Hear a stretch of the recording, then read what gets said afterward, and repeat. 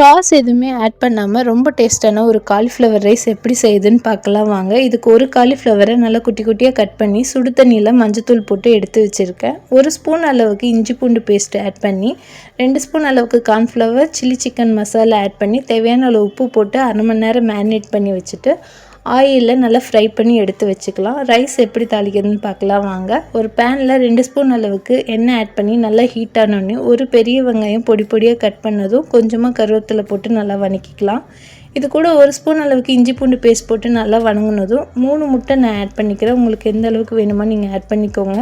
முட்டையை போட்டு நல்லா கலர்னதும் இது கூட மசாலாலாம் ஆட் பண்ணிக்கலாம். 1/4 ஸ்பூன் அளவுக்கு மஞ்சத்தூள், 1 ஸ்பூன் அளவுக்கு சிக்கன் மசாலா, தேவையான அளவு உப்பு, 1/2 ஸ்பூன் அளவுக்கு மிளகாத்தூள், 1 ஸ்பூன் அளவுக்கு கரம் மசாலா ஆட் பண்ணிவிட்டு நல்லா ஃப்ரை பண்ணிக்கோங்க. இந்த மாதிரி ஃப்ரை ஆனோடனே நம்ம வேக வச்சுருக்க ரைஸையும் போட்டு இது கூட நல்லா கலந்துக்கலாம். நல்லா கலந்ததுக்கப்புறமா ஆல்ரெடி நம்ம பொரிச்சு வச்சுருக்க காலிஃப்ளவர் இது கூட ஆட் பண்ணிவிட்டு 2 நிமிஷம் நல்லா கிளறிட்டே இருங்க.